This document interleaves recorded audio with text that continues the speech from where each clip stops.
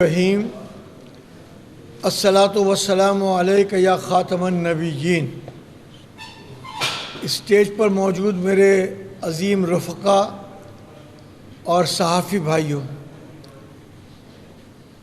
میں پرنٹ اور electronic media دونوں کا ممنون ہوں نظام مصطفیٰ پارٹی کی جانب سے کہ بہت ہنگامی اور شارٹ نوٹس پر آپ حضرات تشریف لائے اور مسجد اقصیٰ سے، قبلہ اول سے، بیت المقدس سے اور فلسطینی بھائیوں بہنوں سے، بوڑھوں سے، بزرگوں سے، بچوں سے آپ نے اپنی ہمدردی کا اظہار کیا۔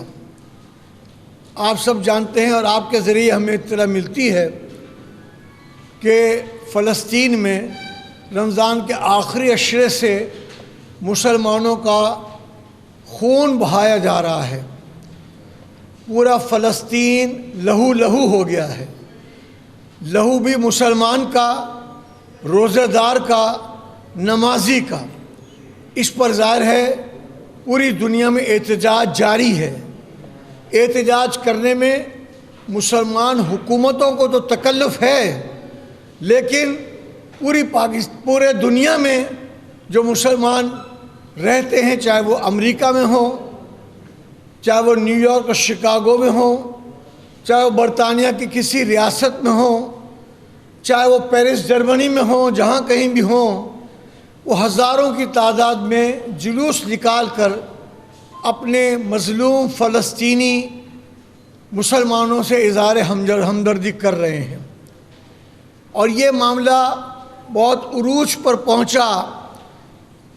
رمضان سے ایک دن پہلے ظاہر ہے کہ جمعۃ الوداع میں بھی بہت خون بہایا گیا، تراویح میں بھی بہت خون بہایا گیا، اور سارے دنیا کے امن کے ٹھیکیدار، ساری دنیا میں مذہبی ہم آہنگی کی ایک لکیر پیٹنے والے لوگ، سارے لوگ جو ہیومن رائٹس کی بات کرتے ہیں، ان سب نے اپنے لبوں کو سی لیا اور خاموشی اختیار کی۔ ظاہر ہے ہمارا فرض تھا، تو عید کے دوسرے دن جمعہ تھا، تو جمعہ کی نماز کے بعد نظام مصطفیٰ پارٹی کی جانب سے یہ احتجاجی پروٹیسٹ کا سلسلہ جاری ہے۔ 3 دن پہلے لاہور میں تھا، کل جھنگ میں تھا، آج میں یہاں حاضر ہوں۔ کل کراچی جاؤں گا تو وہاں کا بھی احتجاج کا آل پارٹیز کانفرنس کا پروگرام فائنل ہو چکا ہے۔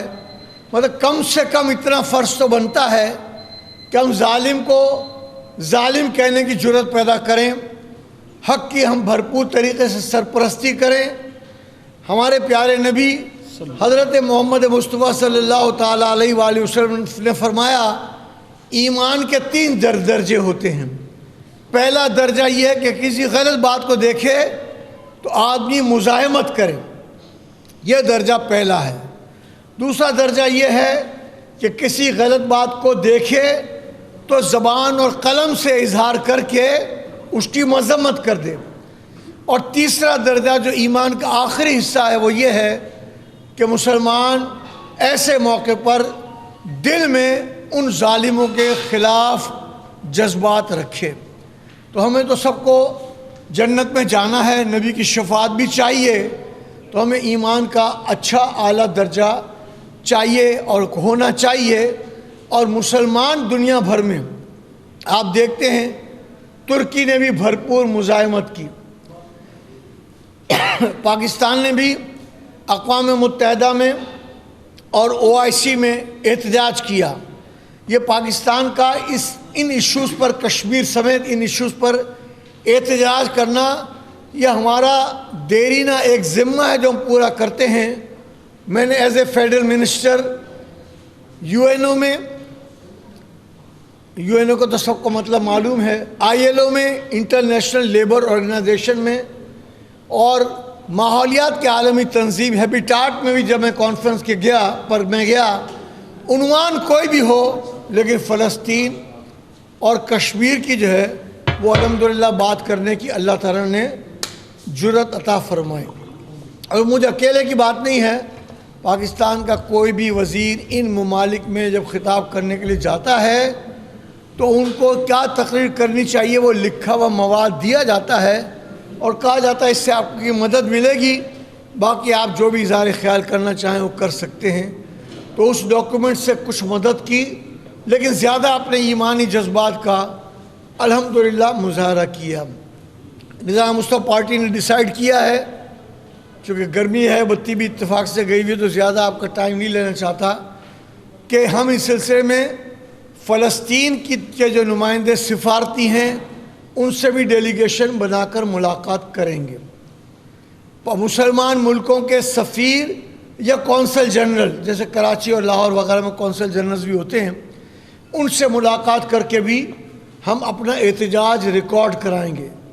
ہم اقوام متحدہ سے کوئی خیر کی توقع نہیں رکھتے، اس لیے کہ فلسطین کی قراردادوں پر اس نے عمل نہیں کروایا، اسی طرح کشمیر کی قراردادوں پر بھی عمل نہیں کرایا، لیکن جب تک ہم اقوام متحدہ کے ایک ممبر ملک ہیں اس وقت تک ہم مطالبہ اپنا کرتے رہیں گے۔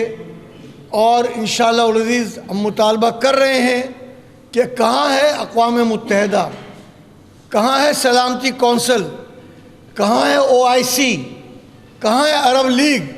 یہ سب گہری نیند میں مسلمانوں کے قتل عام کو دیکھتے ہوئے بھی گہری نیند میں سو رہے ہیں۔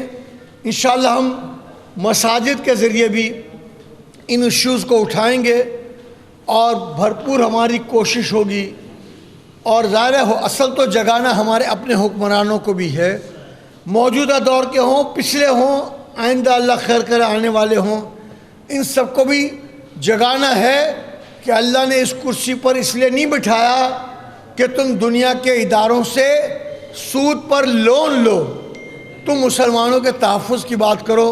کیا ہو رہا ہے شام میں، کیا ہو چکا ہے لیبیا میں، کیا ہو چکا ہے عراق میں؟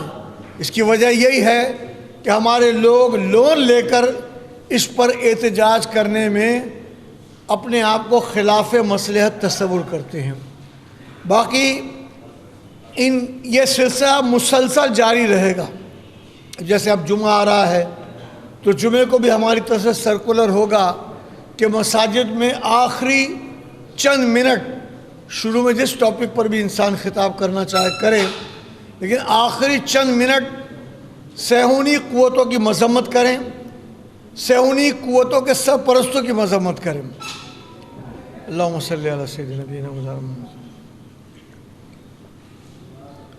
صہیونی قوتوں کی مذمت کریں، ان کی سرپرستوں کی مذمت کریں۔ پوری دنیا میں اسرائیل کو سب سے زیادہ اسلحہ بیچنے والا امریکہ ہے اور انڈیا ہے۔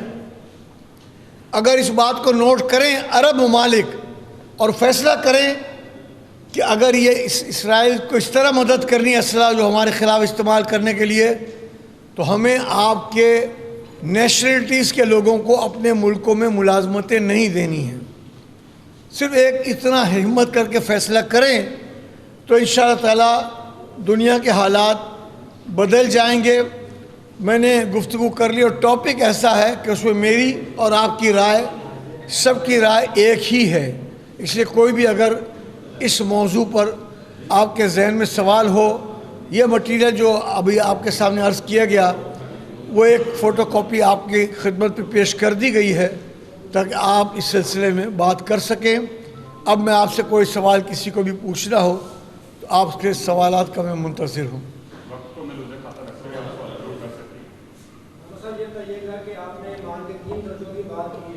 کیا سمجھتے ہیں جب سے پاکستان بنا کوئی بھی ایسا حکمران نہیں ملا پاکستان کو جو پہلے درجے کا، جو اعلیٰ ترین درجہ ہے ایمان کا، اس حوالے سے بات کر سکے اپنے مسلمان بہن بھائیوں کا جرم ہونے والے جو ظلم کر رہے ہیں فلسطین میں، کشمیر میں؟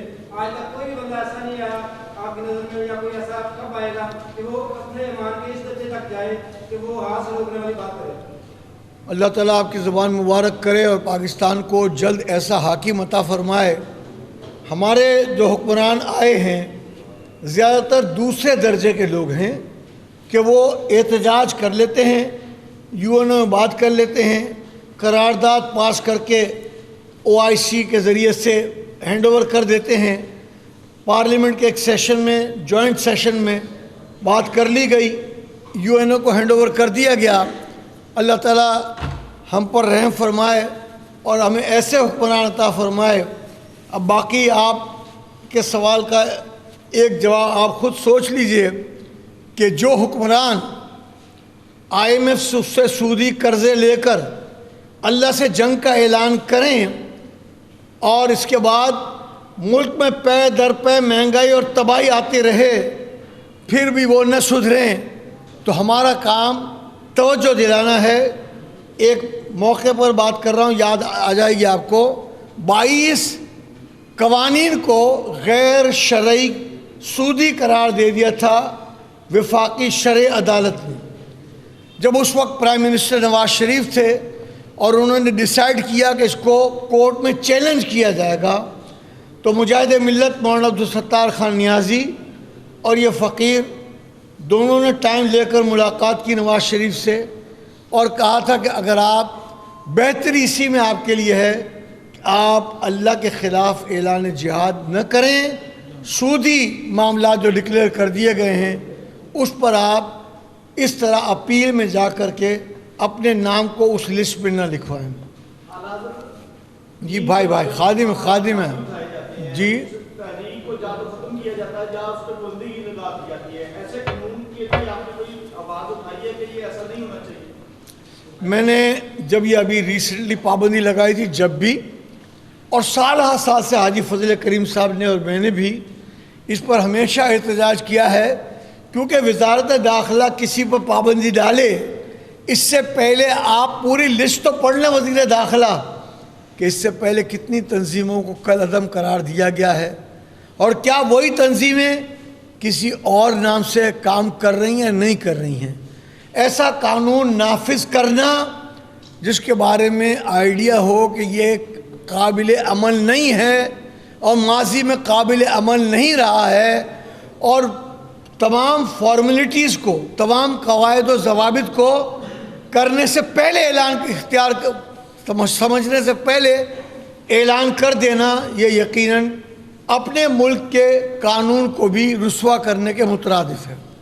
ایسا ملکی صورتحال پہ بات چیت کرتے ہوئے MN5 TV سے تعلق ہے کہ جو آج بات ہو رہی ہے امریکہ کو اڈے دینے کی، اس پہ آپ کیا باتیں حکومت پاکستان؟ یہ دراصل بہت بڑا اہم فیصلہ ہے جو ابھی کل ہی ہوا ہے۔ ابتدائی تاثر تو ظاہر میں اپنا آپ کو دے رہا ہوں، لیکن ہم نے کراچی میں ایک ہنگامی اجلاس بلا لیا ہے۔ میں یہ سمجھتا ہوں کہ پاکستان کو اس فیصلے سے امن کی تباہی کو خطرہ لاحق رہے گا۔ ظاہر ہے کہ پاکستان کے ہوائی فضائی راستے استعمال کیے جائیں گے اور اس سے جن پر اٹیک ہوگا وہ پاکستان کی فوج کو تو نقصان بعد پہنچائیں گے، ہمارے پاکستانی عوام کو پہلے نقصان پہنچائیں گے۔ اس لیے حکمران خود تو اپنے محلوں میں ایئر کنڈیشن میں رہتے ہیں، ان کو غریبوں کی فکر کرنی چاہیے۔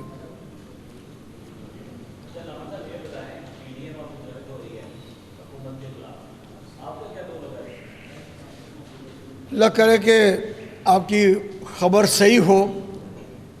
میں نے PNA میں بھی کام کیا ہے، تو جو بھی اس طرح کی اتحاد میں PNA کی طرف سے کراچی سے MNA بھی الیکٹ ہوا ہوں 77 کے الیکشن میں، لیکن میں یہ سمجھ رہا ہوں کہ اس وقت پہلے 9 جماعتوں کا اتحاد تھا یا 10 کا تھا، اب 8 کا رہ گیا ہے۔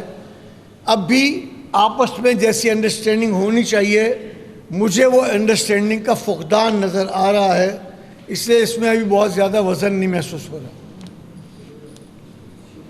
اللہ خوش رکھے آپ کا، شکریہ بھائی۔